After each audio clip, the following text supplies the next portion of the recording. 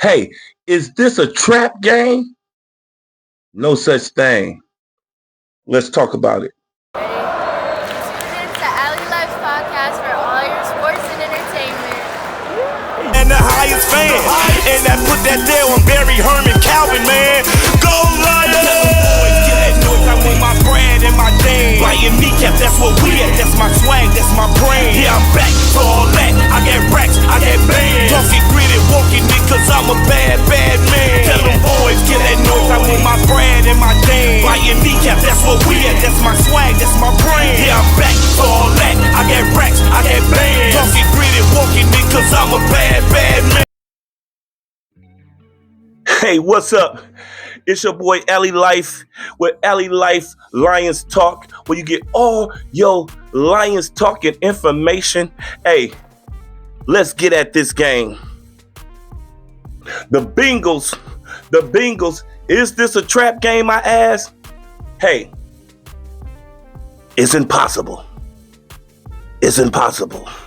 It's impossible for us to have a trap game at this point. I think the Lions, we just play so hard that we absolutely not going to fall into anything where we're going to underestimate any team at all. That is not a thing. Yeah, that is not a thing, bro. The Bengals, they are 2-2. Used to be led by your homeboy, Joe Burrows. Joe Burrows was on my fantasy team. You know, Joe Burrows is a beast, but he's hurt. He's out for the season, but he left with 2 wins. So now they're 2-2. So their season is not over. Joe Burrows left with 189 yards and 2 touchdowns. And his replacement, Jay Brownings also has 54 of 89 passes, which is 56% of his passes he's completed for 509 yards, 3 touchdowns, and 5 interceptions in 2 games. Brown, which is their new running back, the rookie running back, has 57 carries for 133 yards and 1 fumble. Wide receiver, Jamar Chase, he's on my fantasy team, and they had 30 yards last year. This is one of the best receivers in the NFL, around with, St. Brown and Justin Jefferson or whatever. But the offense is terrible. So far, Chase only has 264 yards in 4 games and 1 touchdown. And it's also his counterpart that they paid a lot of money on the offseason. Higgins has 136 yards and 1 touchdown. Tight end Font, Pro Bowler, tight end Font has 80 yards for 1 touchdown.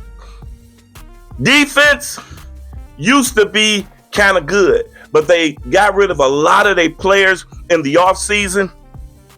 So Trey Hendrickson, everybody wanted Trey Hendrickson to come to the Lions. We were saying if they lose enough games, they still, since Joe Burrow is out, they still might try to make that trade to somebody now. But everybody was trying to get us to get Trey Hendrickson in. So he's the last man left standing on that defense. So, man, they've been giving up a lot. Trey Hendrickson has 2 sacks so far this year. And the next person is Jenkins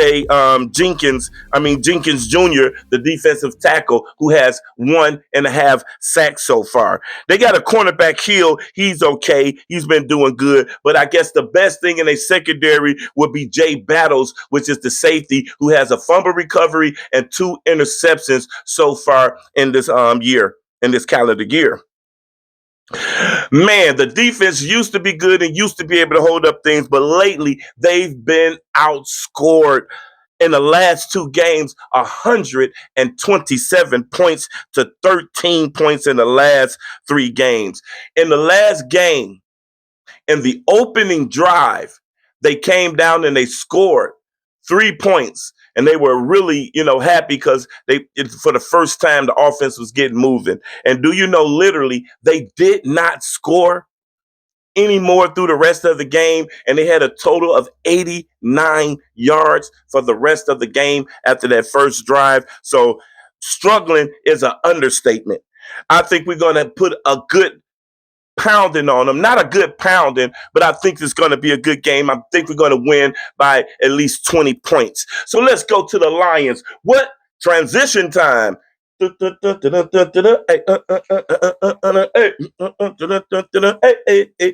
Transition. Hey, we're transitioning to the offense. What do the Lions need to do to win this game? Hey, check this out. Tigers beat Cleveland, right? And the Lions beat the Cleveland Browns, right? So if we beat Cincinnati, we'll call that the Ohio sweep, right? Hey, Ohio sweep, Ohio sweep, sweet, Ohio sweep, sweet, Ohio sweep, sweet. The Ohio sweep if we beat them. Oh no, I'm just fooling around. And we're going to come bring Talik Williams, a championship player from the Ohio State Buckeyes, to come and complete the Ohio sweep with us. Thank you, Talik Williams, for embracing the Detroit thing and going to get your Ohio roots. Anyway, what we need to do to win this game. Okay, we got a 10-point spread. A 10-point spread. I don't believe in that 10-point spread. You know why I don't believe in it? It would have been easy to get that 10-point spread, I believe, if we didn't have those injuries to Terrion Arnold and DJ Reed, our first and second cornerbacks. Our two starting cornerbacks are out. So I believe in the next man up and everything, but your backups are not your starters. So they're not going to have the same production. So they're going to play, since both of them is out, they're going to have to play a little bit different in what they do on defense. So they're going to come out and try to attack that early. That's going to be one of the keys. They're going to they look at scouting reports too. So they know that they're out. So they're going to try their best to attack the Lions in the air. Watch what I say. When they come out in the first quarter, they're going to do a play action fake because they know they can't run on the Lions. So they're going to do a play action fake, and they're going to go deep and try to test the waters to see if they can get a pass interference or they can get a big chunk play right off bat. So with that being said, the defensive keys to the game will have to be linebackers must get there when they come on the blitz. If Alex come on the blitz, or if Jack Campbell come on the blitz, whoever come on the blitz has to get there, or at least get into the pathway of the quarterback to let him know you're coming, so he'll see you and have to get rid of that ball, or at least get there. You don't always have to make the sack. But if you can get there and get that pressure in his face and make him throw early, that's going to help us out a lot. So the linebackers will be key because of us missing our two starters, cornerbacks. We're going to need those linebackers to play a special game in coverage, and to when they blitz, they have to get there. They have to be effective. Now, I think we also have to show man coverage, especially on the first play. Like I told you, I think they're going to try to go deep. So I think we should show man coverage what they feel they'll have their best chance of beating us when we're in man coverage. So I think we should show in the first play man coverage, and then break out of man coverage into a zone. And with that, we'll probably end up getting an interception on the first play of the game. I know Kevin Shepard probably thinks like me. Well, I know he thinks like me because he texted me the other day and he was like, do you have a game plan that, what I'm saying? And I said, hey, do what you doing good.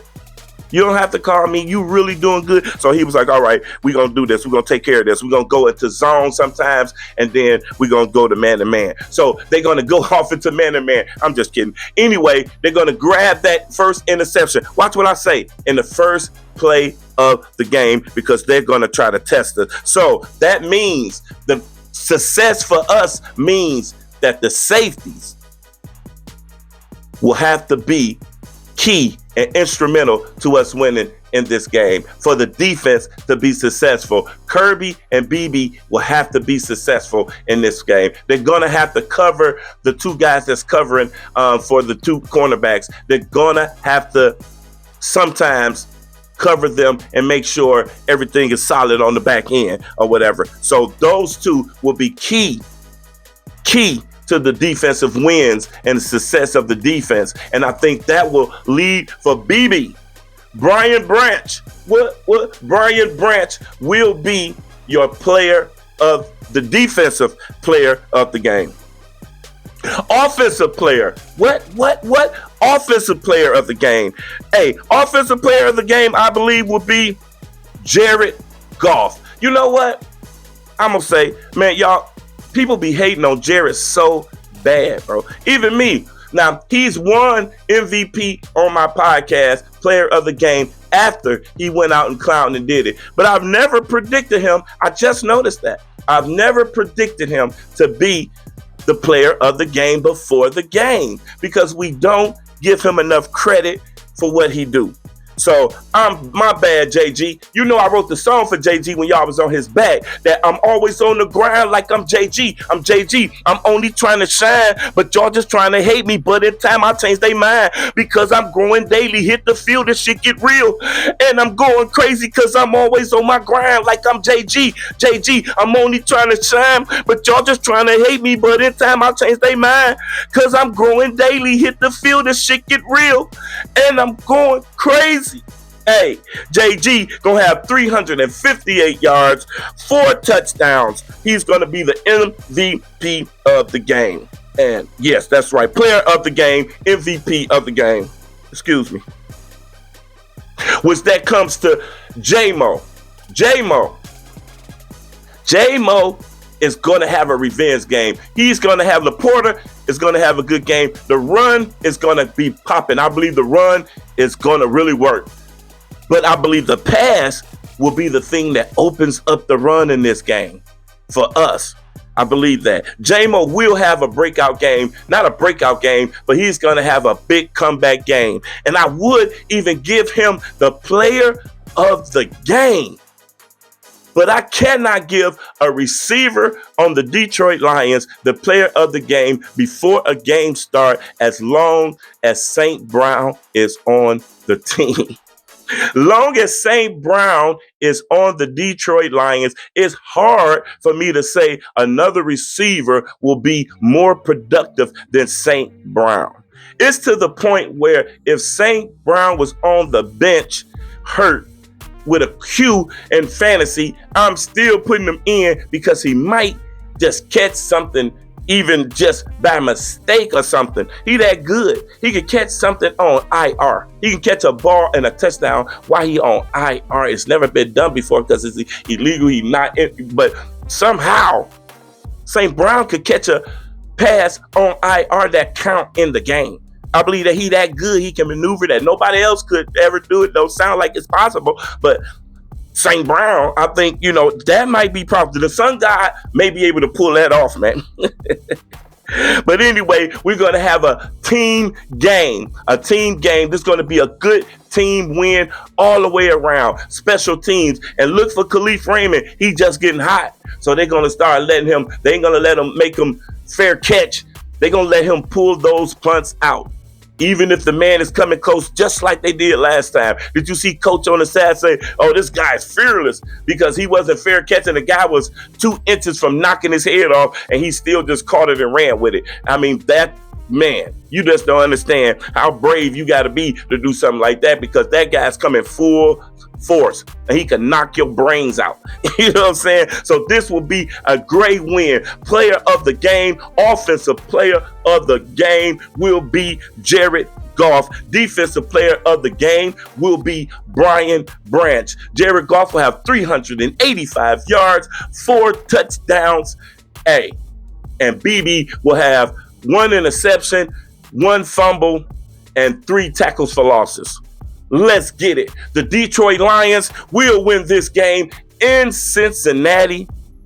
The Detroit Lions will win this game 35-17. 35-17 will be the end score for the game. Hey, thank you for watching this episode. I'll see you after the game, and we'll talk and kick about it a little bit more. Hey, ooh, ah, ooh, ah. Hey. Okay, I'm gonna say the Herman thing. Hey, Herman, hit me up. I'm just gonna say that. Ooh, ah, ooh, ah. Dang. And the highest fan, and that put that there on Barry Herman Calvin, man. Go Lions!